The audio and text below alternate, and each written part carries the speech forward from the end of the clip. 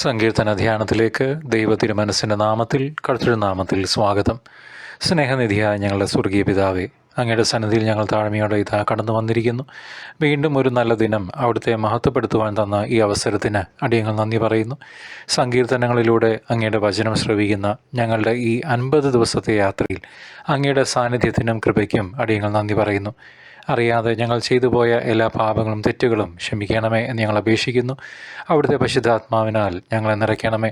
വചനം ഗ്രഹിക്കുവാനും ഞങ്ങളുടെ ജീവിതത്തിൽ പ്രാവർത്തികമാക്കുവാനും ഞങ്ങളെ സഹായിക്കണമേ.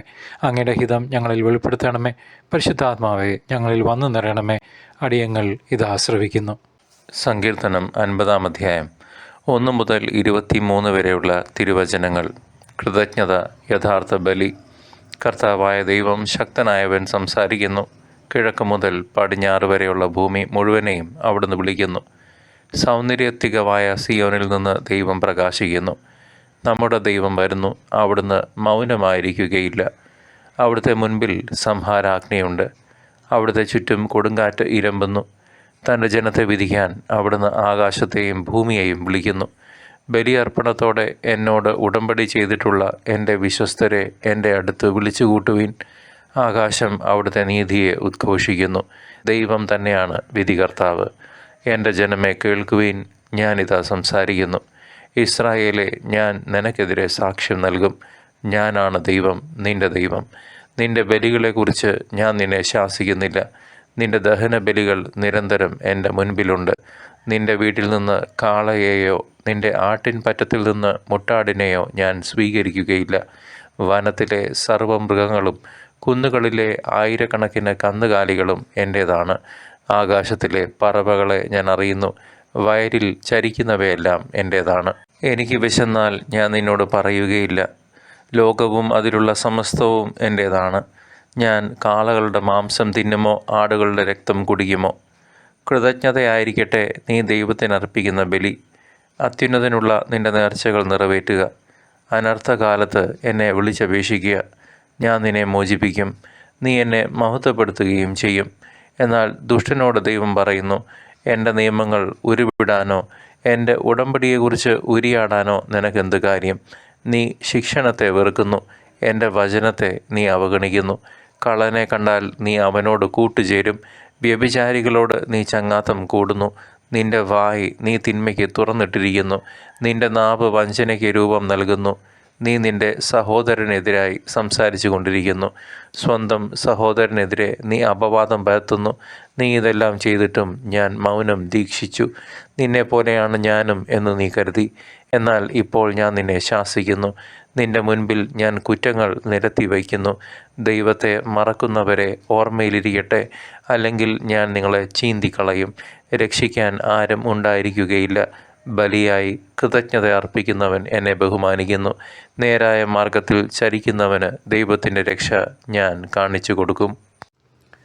ദൈവജനമേ, ഇന്ന് നാം സങ്കീർത്തനം 50-ാം അധ്യായത്തിൽ നിന്ന് ചില ദൈവിക സത്യങ്ങൾ ധ്യാനിക്കുകയാണ്. കർത്താവ് സിയോനിൽ നിന്ന് ഭൂമിയെ മുഴുവൻ തൻ്റെ ന്യായവിധിക്കായി വിളിച്ചുകൂട്ടുന്നു. അവൻ വെറും കാഴ്ചക്കാരനല്ല. അവൻ്റെ മുമ്പിൽ നിന്ന് നമുക്കൊന്നും ഒളിക്കാനാവില്ല. അവൻ തൻ്റെ ജനത്തെ ന്യായം വിധിക്കുവാൻ വരുന്നു. ബലിയർപ്പണങ്ങൾ അർപ്പിച്ച തൻ്റെ വിശുദ്ധന്മാരെ കർത്താവ് പിതാവായ ദൈവം അടുത്തേക്ക് വിളിക്കുന്നു. ആകാശം അവൻ്റെ നീതിയെ പ്രഘോഷിക്കുന്നു. നമ്മുടെ കർത്താവ് തന്നെ ന്യായാധിപനാകുന്നു എന്ന് ഓർക്കണം.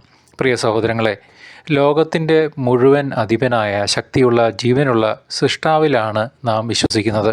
പൂർണ്ണ മനസ്സോടെ കർത്താവിൻ്റെ 2-ാം വരവിനായി നാം ഒരുങ്ങിയേ മതിയാവൂ. ദൈവം ഇസ്രായേലിനോടായി പറയുന്നു, നിൻ്റെ യാഗങ്ങളെക്കുറിച്ച് ഞാൻ നിന്നെ ശാസിക്കുന്നില്ല. നിൻ്റെ ഹോമയാഗങ്ങൾ എപ്പോഴും എൻ്റെ മുമ്പിലുണ്ട്. തുടർന്ന് പറയുന്നു, നിൻ്റെ വീട്ടിൽ നിന്ന് ഞാൻ കാളയെയോ നിൻ്റെ തൊഴുത്തിൽ നിന്ന് കോലാട്ട് കൊറ്റന്മാരെയോ എടുക്കില്ല.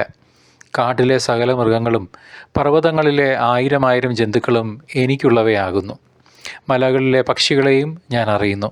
വയലിലെ ജന്തുക്കളും എനിക്കുള്ളവ തന്നെ. ദൈവം പറയുന്നത് ശ്രദ്ധിക്കുക. എനിക്ക് വിശന്നാൽ ഞാൻ നിന്നോട് പറയില്ല. ഭൂലോകവും അതിൻ്റെ പൂർണ്ണതയും എൻ്റേതത്രേ. ഞാൻ കാളകളുടെ മാംസം തിന്നുമോ? കോലാട്ട് കൊറ്റന്മാരുടെ രക്തം കുടിക്കുമോ? അവിടുന്ന് നമ്മുടെ ബലികളെ ഇഷ്ടപ്പെടുന്നില്ല. സഹോദരങ്ങളെ, അവിടുത്തെ പ്രിയപുത്രൻ തന്നെ നമുക്ക് വേണ്ടി ബലിയായി തീർന്നു. പുതിയ ഇസ്രായേൽ ജനമായ നമുക്ക് വേണ്ടി. അതിനാൽ നമ്മുടെ ഹൃദയമാണ് നുറുങ്ങേണ്ടത്, നാമാണ് ബലിയായിത്തീരേണ്ടത്. പ്രിയപ്പെട്ടവരെ, ഇവിടെ ദൈവം യാഗങ്ങളുടെ പ്രാധാന്യം കുറച്ച് കാണുകയല്ല, മറിച്ച് യാഗങ്ങൾ അർപ്പിക്കുന്നതിൻ്റെ പിന്നിലുള്ള നമ്മുടെ ഹൃദയത്തെയാണ് ചോദ്യം ചെയ്യുന്നത്. യഥാർത്ഥ യാഗമെന്നത് സ്തോത്രയാഗമാണെന്ന് ബൈബിൾ വിവരിക്കുന്നു. നമ്മുടെ നേർച്ചകൾ പൂർണ്ണ ഹൃദയത്തോടെ അത്യുന്നതനായ ദൈവത്തിന് നാം സമർപ്പിക്കണം. നമ്മുടെ കഷ്ടകാലത്ത് കർത്താവിനെ വിളിച്ചപേക്ഷിക്കാൻ ദൈവം തന്നെ ആവശ്യപ്പെടുന്നുണ്ട്. അപ്പോൾ അവൻ നമ്മെ വിടുവിക്കുകയും നാം ദൈവത്തെ മഹത്വപ്പെടുത്തുകയും ചെയ്യും. ദുഷ്ടരോട് ദൈവം പറയുന്നത്, എൻ്റെ നിയമം പ്രസംഗിക്കാൻ നിനക്കെന്ത് കാര്യം? എൻ്റെ കൽപ്പനകളെ നീ വെറുക്കുകയും എൻ്റെ വാക്കുകളെ നിൻ്റെ പിന്നിൽ എറിയുകയും ചെയ്യുന്നു. നിങ്ങൾ കള്ളന്മാരോട് ചേരുന്നു, വ്യഭിചാരികളോടൊപ്പം പങ്കുചേരുന്നു. നിങ്ങളുടെ വായ് തിന്മയ്ക്ക് ഉപയോഗിക്കുന്നു, നാവ് വഞ്ചന പറയുന്നു. നിങ്ങൾ നിങ്ങളുടെ സഹോദരനെതിരെ സംസാരിക്കുകയും നിങ്ങളുടെ അമ്മയുടെ മകനെക്കുറിച്ച് അപവാദം പറയുകയും ചെയ്യുന്നു. ദൈവം ഇതെല്ലാം കണ്ടിട്ടും മിണ്ടാതിരിക്കുമ്പോൾ നിങ്ങൾ ദൈവത്തെ നിങ്ങളെപ്പോലെ കരുതുന്നു. എന്നാൽ ദൈവം പറയുന്നു, ഞാൻ നിന്നെ ശാസിക്കുകയും നിൻ്റെ കണ്ണിന് മുമ്പിൽ എല്ലാം നിരത്തി വയ്ക്കുകയും ചെയ്യും.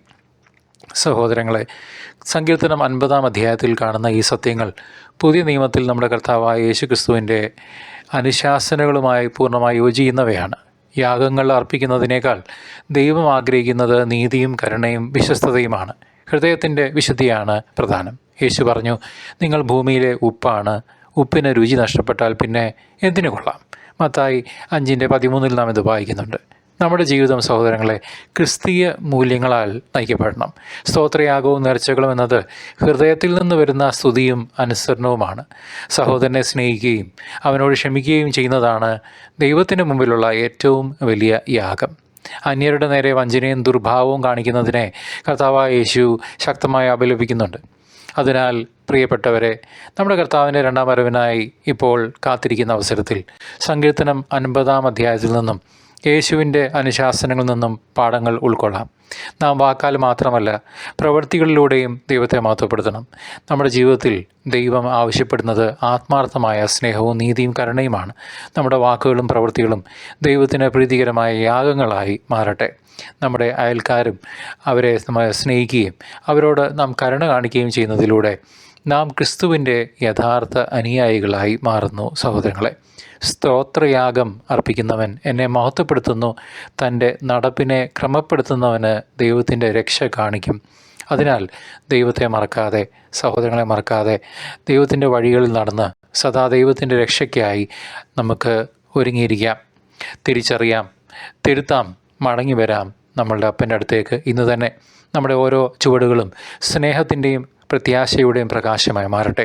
കർത്താവിൽ വിശ്വസിച്ച് കർത്താവിനെ മഹത്വപ്പെടുത്തുന്നവരെ പിതാവായ ദൈവം ഒരു നാളും കൈവിടില്ല. തീർച്ച അവനിൽ പൂർണ്ണമായി നമുക്ക് ആശ്രയിക്കാം. അവൻ നമ്മളെ ഒരിക്കലും നിരാശപ്പെടുത്തില്ല. ഞങ്ങളുടെ കർത്താവായ യേശുക്രിസ്തുവേ, അങ്ങയുടെ വചനം ഞങ്ങൾക്കായി തുറന്നു തന്നതിനും ഞങ്ങളോട് സംസാരിച്ചതിനും ഞങ്ങൾ നന്ദി പറയുന്നു. സങ്കീർത്തനങ്ങളിലൂടെയുള്ള ഈ യാത്രയിൽ ഞങ്ങളുടെ ഹൃദയങ്ങളിൽ അങ്ങ് വിതച്ച വചനം ഞങ്ങളിൽ ഫലം പുറപ്പെടുവിക്കുവാൻ സഹായിക്കണമേ. ഞങ്ങൾ ചെയ്തതും ചെയ്യാൻ പാടില്ലാത്തതും പറയാൻ പാടില്ലാത്തതുമായ എല്ലാ പാപങ്ങളും ഞങ്ങളോട് ക്ഷമിക്കണമേ. ഈ വചനം ഞങ്ങളുടെ ജീവിതത്തിൽ പ്രാവർത്തികമാക്കുവാനും അങ്ങയെ കൂടുതൽ അറിയുവാനും സ്നേഹിക്കുവാനും അടിയങ്ങളെ സഹായിക്കണമേ. ഞങ്ങൾ ജീവിച്ചിരിക്കുന്ന കാലം മുഴുവൻ അവിടുത്തെ ഹിതം നിറവേറ്റാൻ ഞങ്ങളെ പ്രാപ്തരാക്കണമേ. യേശുവിൻ്റെ നാമത്തിൽ ഞങ്ങൾ യാചിക്കുന്നു. ആമേൻ.